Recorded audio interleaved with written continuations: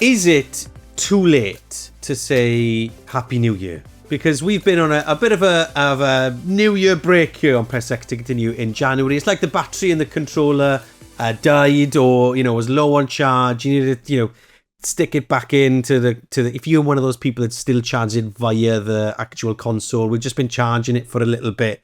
It's been Press X has sort of been sitting on the pause menu for a while, just while we charge up that battery. But it is now time to get your Continue Club t-shirts on, to dig out your Exy Beasts hats, because we're back, baby, in fully recharged mode, re-energized, ready for 2026 to see what it's going to bring us in the world of games. I've got a sneaky feeling that this year is going to be a wild ride. My name is Steffan Powell, and normally I'd say hello right about now to the wonderful Einel Tomlinson, but he's off being like an important actor or whatever on tour, doing like a stage production, which is incredible, to like a live audience and stuff. It's amazing to see. He's going to be back soon. He's going to be sending us some voice notes from his tour, which we'll get to next week. But whilst we are one Einel down, we are up a OG Exy Beast. It is Shay Thompson back with us, gamer and presenter. Hello, Shay. Hello. It's so good to be back, man. Isn't it good nice? To be back on the pod. Good to be back with you. This feels like nostalgic, We're talking like we were just talking school. About this. I know. We were just talking. Me and Shay, we were trying to figure out when we first started chatting about games together, and it's probably been it's been at least 5-6 years now, Shay. Back and forth. Longer than that. In 2 years. Maybe even longer than that. It will be 10 years. Oh my Which is God. so crazy to think about. Yeah. Wow. Yeah. Well, yes. Let's not dwell on that, shall we? Let's just think. Been a few months. Yeah. Happy young thoughts. Yeah. Look at us. How young and cool and hip we are. So it's a joy. So today we're going to be talking about what we're looking forward to in 2026. Obviously, we've got some trivia to come. We've got all the sort of classic stuff from your usual Press X diet. But we are changing things up at the start of every episode. So usually at this point, we would ask for an unpopular gaming opinion. However, we think it's a bit of a time for a change in 2026. It's a time for a new one at the start of the year and all that stuff. So out with the old and in with the new. Gone is the unpopular opinion for now. And instead, we're taking up Evs' idea. Brilliant idea from Evs in the Discord. And we're going to kick off each episode now with an Unsung Hero Game. So that is a game, could be old, could be new, that really never gets the plaudits it deserves. Right? So that's what we're doing. We're now starting off with an Unsung Hero Game. And so I think it's only fair that I should do this for the first one. Of course. To sort of get us going. And it's niche. I'm gone niche. I love this for you. I'm curious to see what this is going to be. I've gone very niche with my Unsung Hero Game, because I think there is a certain title in this genre of games that gets all the attention, all of the focus, all of the plaudits, right? In a world of management sims where Football Manager is the only game we talk about, I'm suggesting Cricket Captain. That's the game I'm suggesting for Unsung Hero Game. Now, I know, Shay, you might not have much to say about Cricket Captain. It was, can't lie, it was not the one I thought you were going to go with. But spare a thought for Cricket Captain. Everybody talks about Football Manager all of the time. If you like sports management games, you probably play Football Manager, and there's that F1 now that's actually quite good as well, right? But the OG Cricket Captain games were banging. They are fantastic. And I'll tell you for why. What sports management sims are good at is being evocative, for creating a sense of atmosphere that makes you really believe that you're in charge, that you're controlling the future of your favourite team, whatever that sport that team might be playing, right? It's going to make you feel like the result is uncertain. It's going to make you feel like your decisions are important.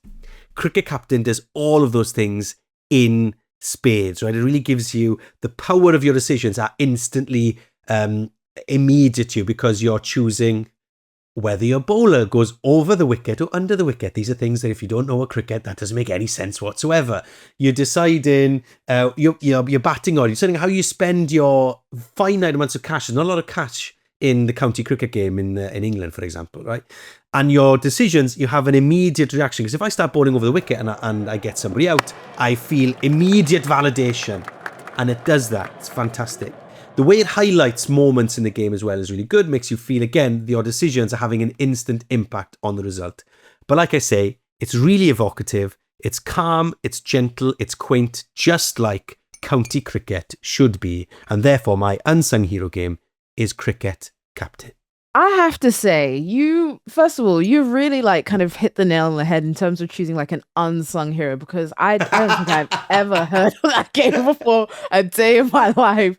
But also, you kind of sold it to me. I hate a lot of sports, which is probably not the best company to say this in, but I'm like, maybe I might give this a go. Yeah. Well, I just feel like, like it's, management sims are big, sports management sims are big, but football managers big. And football managers is an amazing franchise that's been around for years and like dominates the space. Well done to it. But there are other ones out there. Cricket Captain being one. So please, look, let me know if you've ever played Cricket Captain. Let me know, because I'd love to hear from you, because there's not many of us. I was going to say, there are all 3 people that have played this. Yeah. But no, they're making new versions now as well, right? Okay. But I can remember playing it in like the noughties. Like really basic. The graphics were interesting, but I loved the animation when they used to cut to 4 was so cool. I still remember it to this day. And you had so if you play Cricket Captain, if you agree with me that it's an unsung hero in the sports management sim world, then you know what to do. Get involved on pressxtocontinue on Instagram or on TikTok. Message us in the Discord. I want to know who else out there has played Cricket Captain and whether or not you agree with me that it's an unsung hero game. Producer David just posted a very silly message in our WhatsApp saying, does it take 5 days to finish a match? No, it doesn't, Dave. It's a video game. I assume that's a sick burn of some kind. I wish I knew more about cricket. It's a sick sporting burn. Right, okay, so let's get let's get the season up and running of 2026 with some trivia. We might be changing some things on the pod, but we're keeping some things exactly the same. Now, Shay, where are you in your leaderboard? Our new version of the leaderboard, which sort of does all the jazzy logistics in the background. Yeah, see, that's something that needs to change this year. Is my my ranking on this leaderboard? Hey, it's not good. Shay, you're third. Whoa, you're third behind me and Inel.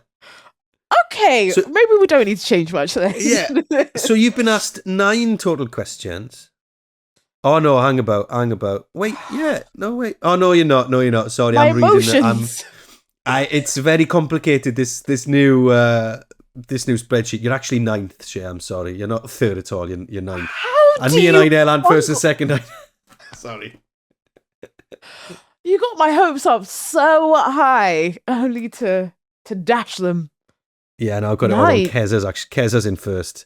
Benedict's in second. Me and Eileen are 4th and 5th. You're down in 9th. You've had 2 right from 7.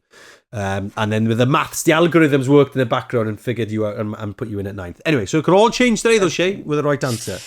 Let's hope. Okay, here we go. So the question is this. Who wants to be a continuaire? In 2009, how did police in Japan try to catch a suspect in a hit-and-run case by using gaming or a games console thing? How did police in Japan try to catch a suspect in a hit-and-run by using a games console in 2009?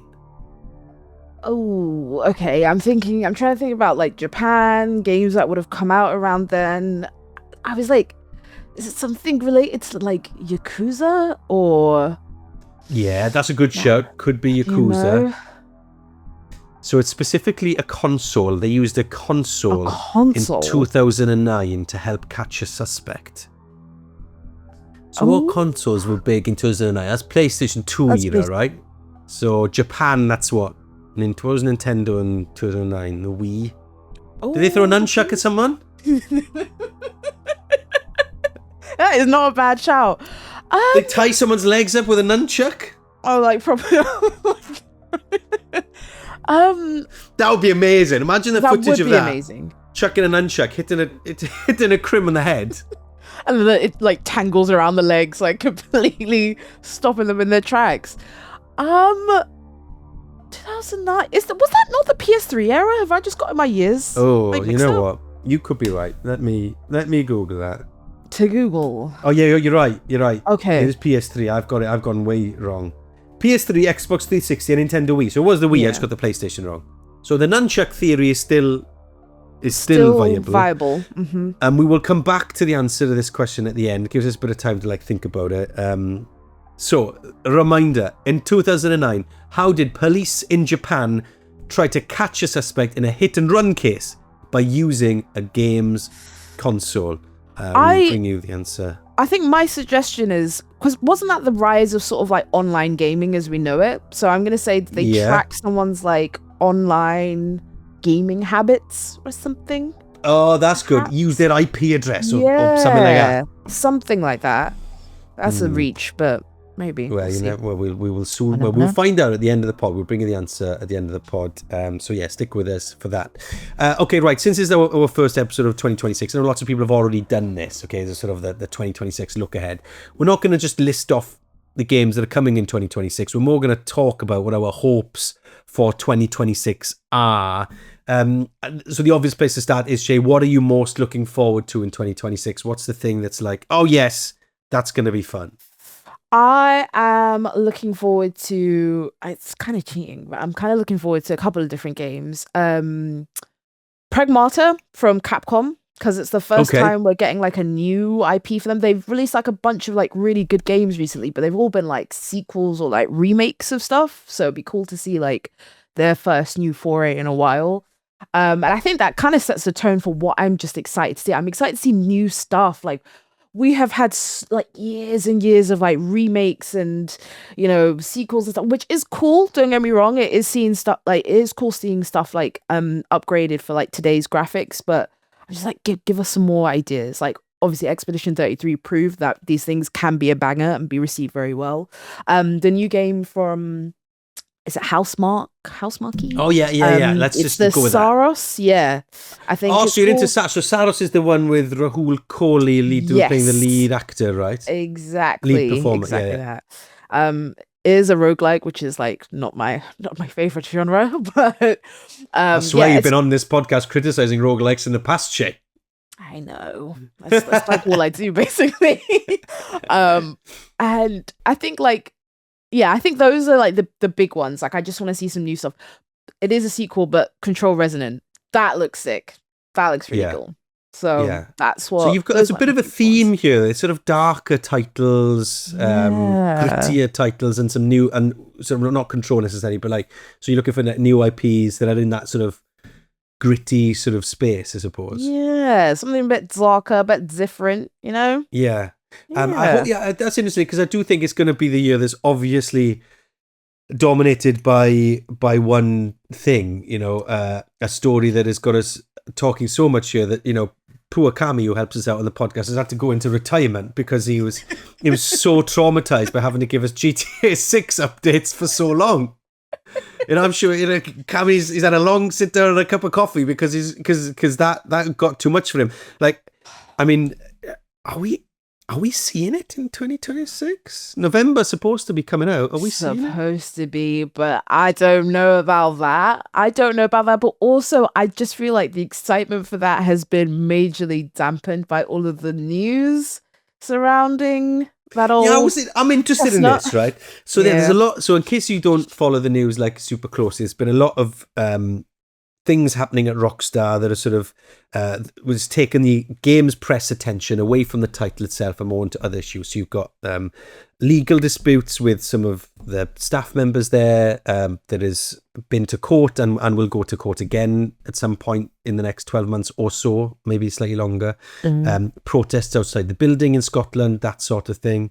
We've also had a fire or an incident at the studio that's a bit mysterious and difficult, and so there's a lot of this other stuff going on. But I wonder, I've been wondering about this, is that sort of affecting our sort of take on people's excitement about the game, because we're in it and we see our, you know, colleagues and friends in the games industry writing about this stuff, whereas if I'm Joe Public, if I'm my mates, you know, who just are excited because they love GTA, do they care? Do games content creators who can influence people to buy the game, do they care? Are they even aware of this stuff's happening? Or are you just waiting? You're going to see it on every billboard going like, oh, GTA, that's amazing, I'm going to buy that, and it's going to make billions and billions of pounds anyway. I think, also, were you going to say Joe Public? Which is really funny. Yeah, I know nearly did tonight. Hey, look, we're old. We just said we've been doing this for nearly 10 years, okay? I'm old. I've got 2 kids. No, it's great. I'm a big I've got fan. a garage now, for goodness sake. You know, I'm old. you're seasoned. You're seasoned. That's what it is. I still got ID the other day though There you go. for buying booze. Young at heart. And still got it. Legally. Yeah, I think content creators and like influencers, they don't care, because at the end of the day, like they just want things to be able to like talk about, they don't want to mess up a potential relationship. But I think in that same vein, the general public who like don't really care that much about games, they'll see a billboard, they'll see the signage on buses, and they'll be like, oh yeah, that game. But I think like long-term fans of video games, I do think they care. Like I've been spending a lot of time on Reddit, don't ask, but the sentiment seems to be like they actually care about how their games are made. And so knowing that in some ways that the developers of GTA 6 are, I don't want to say suffering, that seems really harsh, but like are kind of going through a lot of trials and tribulations in order to get this game made. Like it is putting a dampener on their excitement. And people have said, like, given the recent news with the tribunal with the unionized employees, people said straight up, like, they will not play this game, or if they do, they'll be sailing the seven seas in order to do so. Like there is that people do care. People care a lot more than I think they maybe would have like 10 years ago. Yeah, interesting. Let us know. Are you still excited about GTA 6 despite all the sort of stuff that might have been going on in the background? Are you aware of it even? Just let us know, because there's people love loads of art that's been made in the past when you find out afterwards that there was a challenging, like actors on set who've fallen out with directors or all that sort of stuff, and people still love the work. But or maybe you won't. Maybe you're going to be one of those people that decides, what, I'm not going to play this now because given what's been going on. Let us know what you think. To do, find us on social media, get in the Discord, be part of the conversation. We would love to hear from you. So these are some of the things I'm excited about, Shay. I'm really interested in your take on this first one. I've been thinking, I was looking at the list of like games coming out in 2026 and thinking, what's floating my boat here? Because my sort of New Year's resolution, not that I make them, but is definitely is to try and play more. I know I've moaned a lot on this podcast about games being too long or whatever. My new sort of thing is I'm going to play a game until I'm bored of it, and I don't care if I finish it anymore. I'm going to play it, and if I play it for 10 hours and I stop, fine. Or if it takes me months and months and months when it should only take me 2 weeks or whatever, I don't care. I'm just going to spend that time. I'm going to stop in doom scrolling. I bought a book about digital minimalism. So I'm going to stop doom scrolling at night, and I'm going to spend, if I've got half an hour when I would have just been looking at Instagram or TikTok or whatever, and now if I just spend half an hour playing a game on my Switch before bed, then I'm going to do that, or reading, So anyway, that's my New Year's resolution. But I was looking at the list of games, and I tell you what, the game that just jumps out at me, it's 007 First Light. Oh, it's the one. Yes. It's the one for me, I think, Shay. Of course. I just think Uncharted meets Hitman. Yes, please. Absolutely. And it's IO Interactive. Like, they know what they're doing in that kind of realm. Like, I think it's going to be a banger. I'm with you. Yeah, 100%. I think the little snippets we saw were super exciting. I know I raised some issues at the time about the car chase sequence not maybe being up to it, but that's cool. I'm kind of not that bothered about the car sections anyway, really. I'm all about the sneaking and the action and being 007. Now, and the vibe, I want the vibe. I want to be ordering I want to go up to the bar, and I want a little option to come up and say, what drink do you want? And I want to click the button that says vodka martini, shaken, not stirred. There you go. This is what I'm saying. Yes. Okay. And I know that there are some people there are problematic things about some of the behavior of the previous Bonds. I understand that. But I'm hoping that within the realms of 2026 sensibilities, I can be a cool romancer. I want to be cool, I think there's a way to do it. I think there's a way to do it. I'm with you. And I think IO Interactive, like I don't know, they're good at making things make sense for like whatever time period that they're in, And I think, because like the previous Hitman games, like the ones like sort of released back in the day were a bit questionable in some ways, but a lot of that stuff was phased out like later on, but it didn't lose its teeth, So I think they can do it. I do. I think there is a way of being able to reflect society and the sort of the norms that we now live by, that are obviously the progress that we've made on that front is really positive, and you can reflect that, but at the same time still be cool and playing cards with attractive people and having that exploring that element of Bond, as well as the action and the stealth and the driving, because I just think that is like that's part of the character, isn't it? And I suppose you don't want to lose all of that. So No. 007 First Light, I'm excited for. I know producer David literally cannot wait for that. I know that Benedict Townsend, who we have on the podcast a lot, in fact, I saw on his Instagram, he met Pierce Brosnan recently at a press junket and nearly lost his mind. So we will be doing plenty of that. That's coming in on May 27th. Amazing. Can I throw another one out there at you?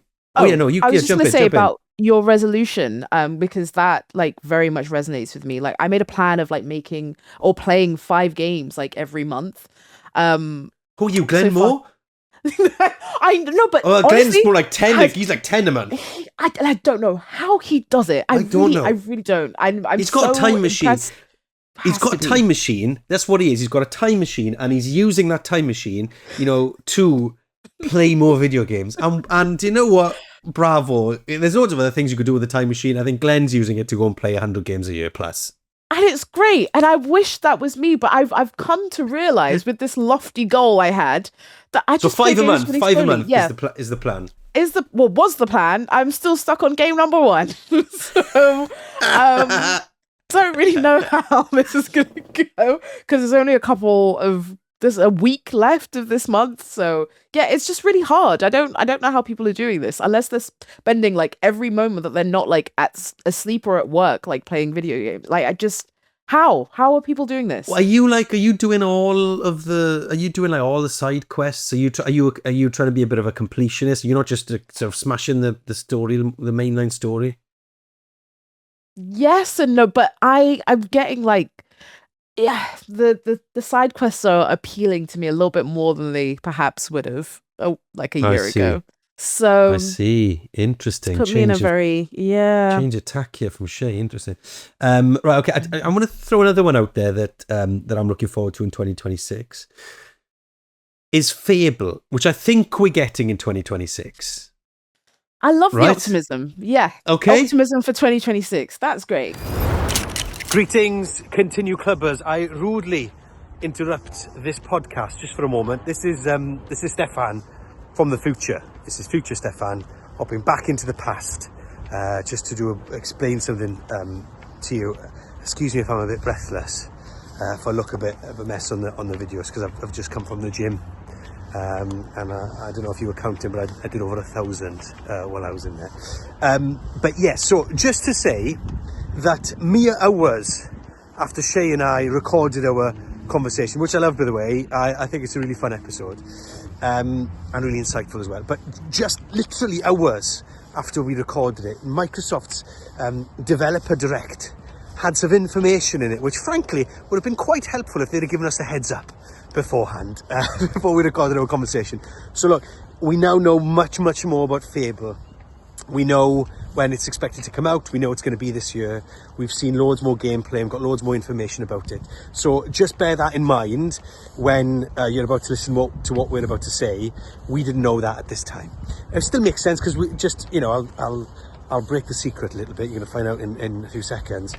We are very excited about Fable, and so nothing that we've seen today changes that. If anything, it makes us more excited. So some of this conversation is dated a bit, but just wanted to hop back in and say that it happened literally hours after we finished recording. So yes, forgive us for that, but we're all very excited about Fable, and something we will no doubt talk a lot more about on PressX in the coming months. Right, excuse me, I'm going to hop back to the future.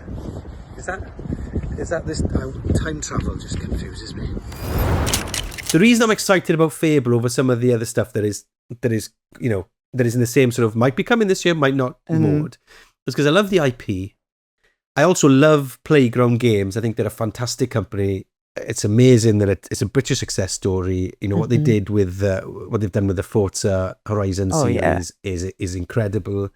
They're also a lovely bunch of people that I've been fortunate enough to interview a lot over the years, and I think that they're really interesting. The fact that they're taking on that franchise, because when you think of it, people who make car racing games now making a sort of RPG medieval romp. Does that make sense?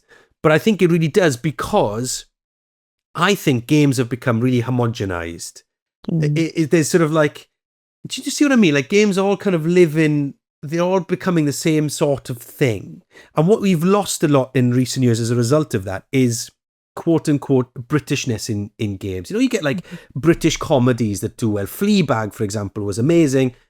Very British. Yes. The Royal Family from back in the day. Very funny, very British. Couldn't work. And I used to have that a lot more, I feel like, in games. Now, we've had some of that recently. There's obviously the prime example being Thank Goodness You're Here, right? Of course, yeah. So you still have that a little bit in the games industry, but not in big blockbusters, really. They all kind of feel the same. Claire Obscure was good because it didn't feel like that. But there's sort of a bit of a homogenization happening in games where they're all kind of, especially neat, Fortnite could be, Overwatch could be, it could be Apex Legends, could be, do you know what I mean? Marvel Rivals, they're all sort of the same. They're different, but they're kind of the same. So I'm excited for a game, mega IP, made by British companies, that's going to feel very funny and British and sort of that we can relate to differently to the rest of the world. It will appeal to the rest of the world because it is different, I think.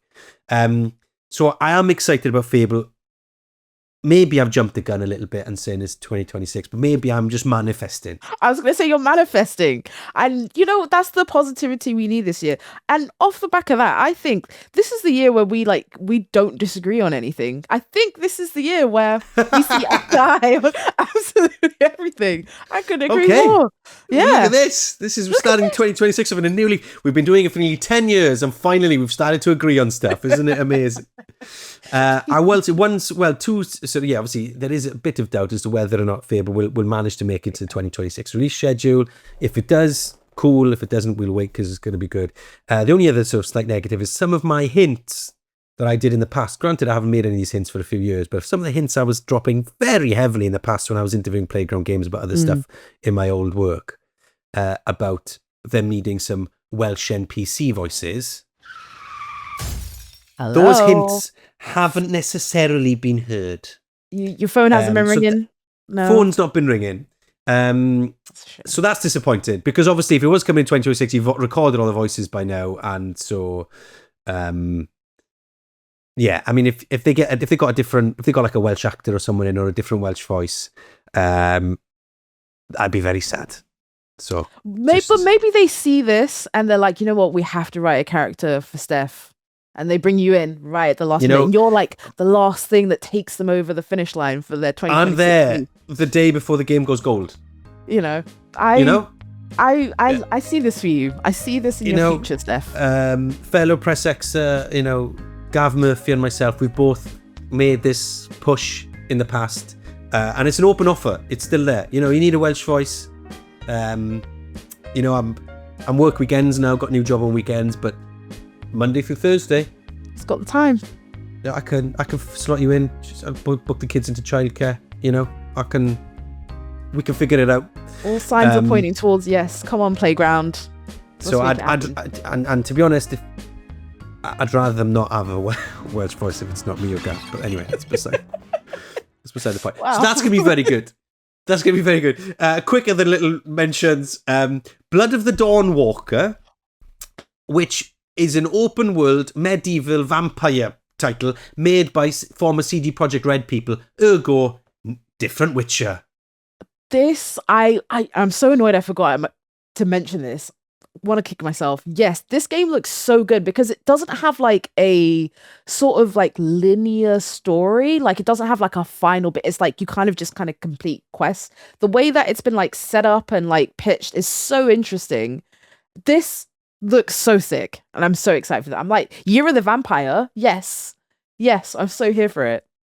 Again, I am wish casting a little bit. It's expected in 2026. It's TBD on the date, but I'm so two of my three suggestions are definitely a game that definitely is coming. Mario Tennis Fever, February 12th. Get on Mario Tennis Fever. I love the Mario sports game. I need a new thing for my Switch.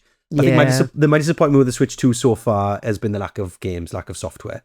And so I want more games for the Switch in 2026. It's so weird because like we got so many games for like the Switch 1 and it's been so quiet for the Switch 2. So strange. Yeah, that is odd. You just wonder whether they've got 1 year that's going to come. It's like, right, here we are, Yeah, bang, bang, bang, everything. bang, Yeah. and they don't need to do it 2026. Maybe, I don't know. But Manual Tennis Fever definitely is coming February the 12th. That is exciting. What would you like to change in 2026, Shay, in gaming? If you could change anything. I want to see less layoffs. My goodness. I don't want to see so many people like having to look for work and like be let go from studios that they have spent years at, it's just a shame. Like it means that games, like we lose a lot of that expertise, especially if people like leave the industry entirely. In that same vein, I want to see games journalism like be more respected. I think we've lost the art of like going to reviewers and like trusted journalists for our recommendations. Everyone seems to just love going on like social media, and there's nothing wrong with that. It's just that has like almost entirely replaced like video game outlets, which is a shame. You need both, Yeah. right? You need an both. ecosystem, right? You need to have people who use your opinions you trust, but also you need people that can do the work objectively, where you sit back and you say, right, okay, well, I've reviewed 7,500 games in my career, so I know how this is different to all those other ones, and let me tell you why. You need both of those things, right? Otherwise, we just end up, you're not getting that sort of full picture of something, right? Because individuals, and it's very true of this podcast, is that I'll say something, I'm very aware that I'm coming at it subjectively, and take what I'm saying as you will, but we always say we're not review. I'll couch it in like a game I'm going to review. I've played 10 hours of it. I'm or 20 hours of it. So I'm couching it. It's very different to a game reviewer who spent 100 hours, done all the due diligence, all the hard work, all the research, and can compare it to the hundreds of other games they've reviewed. That's a different. You're getting different information from that than what we can give you, or like content creators can give you from their subjective opinion. And I just think you need both, don't you? Yeah, they go hand in hand. And I'm not saying that, we need to get rid of all like streamers and influencers. Like, no, that's the world we live in nowadays. But just having both of those to kind of balance each other out, I think is something that's missing. It'd be nice to see again. Interesting. What would I want in 2026 is I think that I would love to see indie games get more spotlight shone on them in mainstream places. I think when you see games being talked about in beyond sort of just gaming publications, it tends to be about the same old things over and over again. And granted, maybe when I was doing that job in a mainstream place, I was possibly part of the problem. But I think what we've seen with Claire, Expedition 33, still a stupid name, you know what I mean? Expedition 33, is that did actually start the job of, this is a mega successful title that is doing really well in the game space. And that was starting to be talked about in places beyond where we just talk about games. And I think that's cool. And I would like to see more of that, because then it just shows people who are still sniffy about games as art or whatever, that there are titles out there that push the boundaries, that do different things. I've been playing Dispatch recently. Oh, and I just think God, yes. the writing is so snappy and funny and witty. It just feels like an American sitcom that happens to be about superheroes. And I just feel like if you showed that to someone who thinks that games is just Call of Duty and FIFA, and I think that is a good thing. I know we talk about this stuff a lot on the pod, but I think that's how games become more how they grow. It's how they grow. It's how more people make more cool stuff, as if more people talk about them in that way. So I'd like to see indie games getting a bit more of a spotlight, I think, beyond the game space in 2026. You are still on the streak of saying no incorrect opinions. I'm like, what is going on here? This is new. Look at this. Wow. Some thoughts on the Discord, Shay. Demi has been on. I want to be excited for the next generation of mainline Pokemon games, but we will see, she says. But I am super excited for Pokopia, though, which is cool. So Pokopia does look really interesting, basically. It's like, if I've read it right, Shay, we're thinking Stardew Valley, but Pokemon. Absolutely. That's my read of it as well, which I think would be good, because the Pokemon franchise, it needs a shake-up, it needs something new. The last couple of games I've played have left me quite disappointed. So yeah, they've been quite janky, haven't they? They've not been janky is the word. Yeah. It's like not Sounds hit the excellent. standards that you grew to expect. But what's interesting as well is that elsewhere Pokemon seems to be booming. Like all of a sudden the trading card game is like popping off Taken again. off in such a crazy way. Like I went to an event and I got like some free cards and I was like, and I went to go and look, I was like, okay, what do these do? And like there is just a whole other world out there that I had no Yeah. idea about. Like, my goodness. Yeah, my goodness. So like the cards are like flying off the shelves again.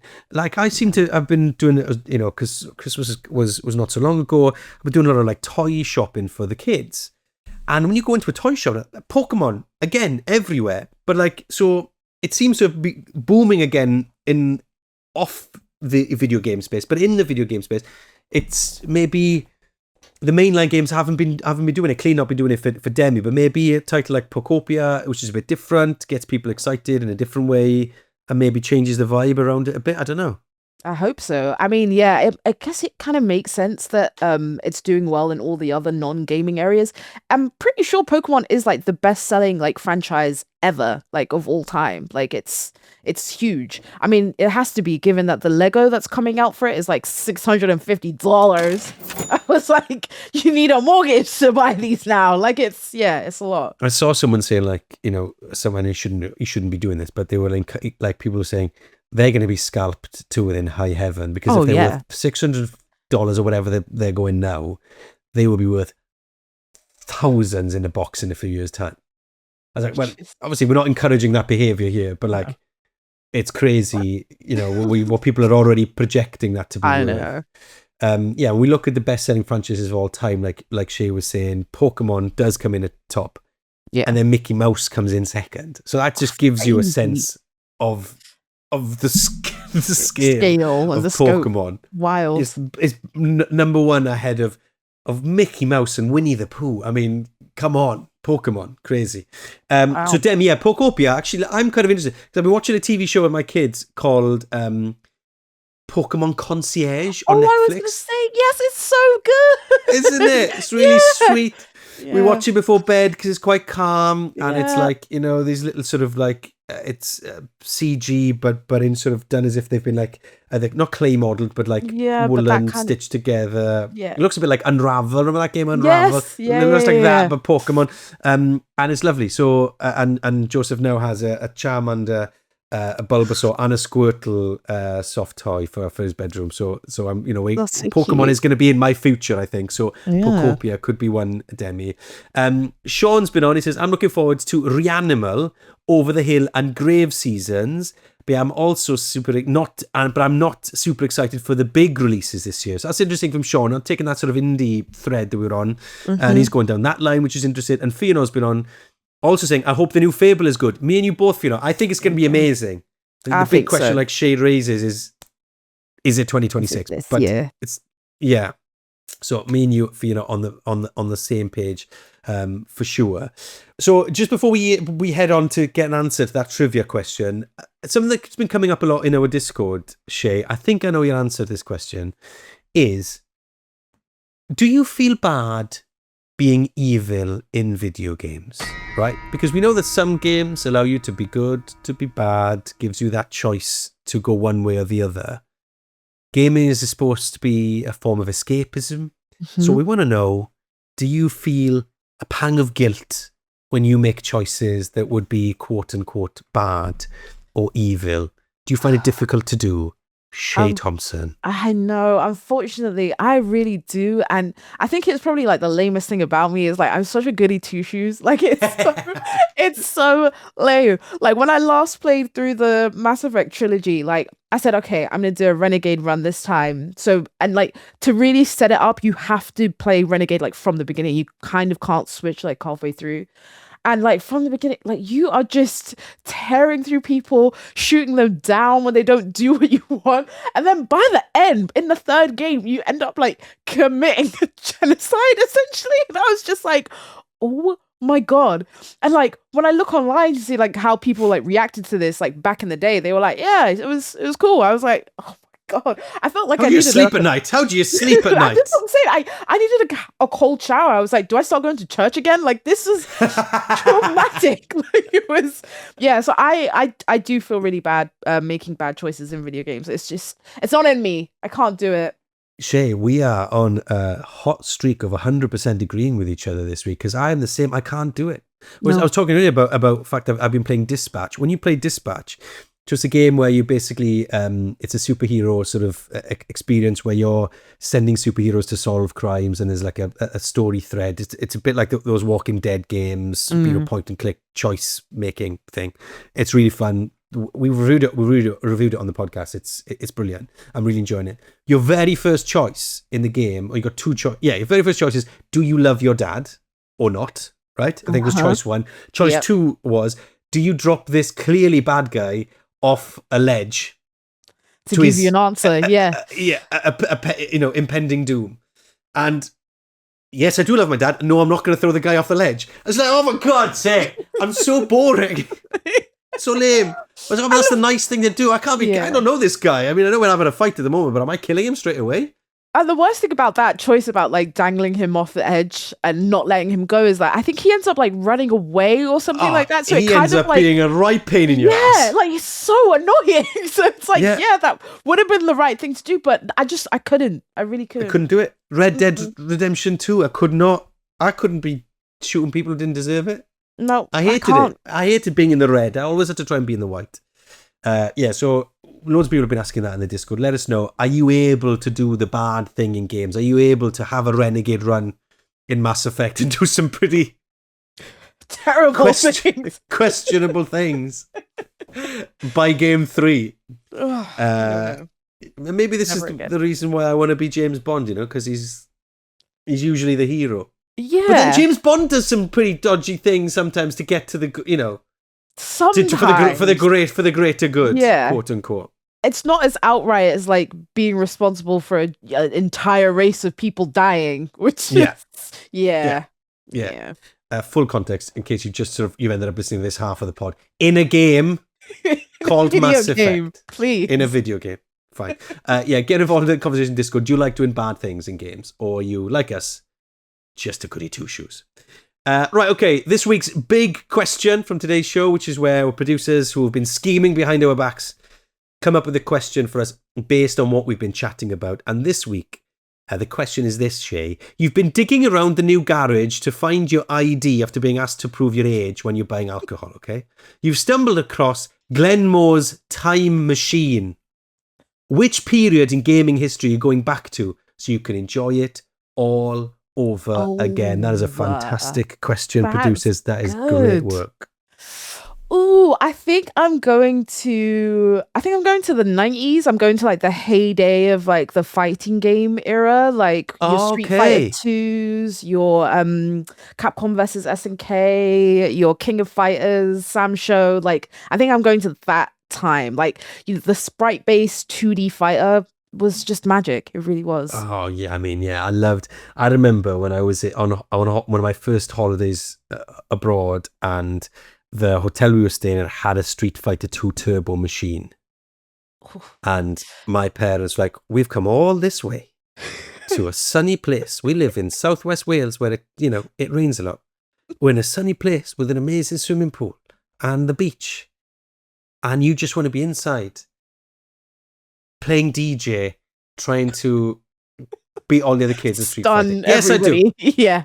That's what I want to do. Yeah, that's what I want to do. Yeah. So I hear you. For me, though, I think late 90s, noughties era of co-op gaming, when your mates would come round on a Friday night and you do 4-player GoldenEye or 4-player Perfect Dark. Perfect Dark, I think, was a better version of multiplayer than GoldenEye because you could have bots as well. Agreed. Hard agreed. I'm like, people romanticize GoldenEye too much. Yeah. Like GoldenEye was amazing, but you could only have 4 players at any one time, which was tense. But what I loved about Perfect Dark was the fact that you had bots on there. So like there was, you were finding your mates as well, but it also felt busy and felt chaotic and whatever. So like loved that. Or like, you'd play Banjo-Kazooie through and you'd be chatting away while someone was playing, or Pro Evolution Soccer a little bit later on. So yeah, that sort of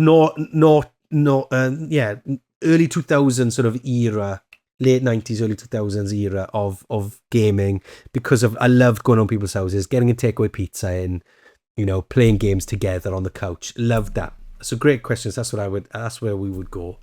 Right, okay. Trivia time. The question, if you've forgotten, was, in 2009, how did police in Japan try to catch a suspect in a hit-and-run case by using a games console? Your answer is what, Shay?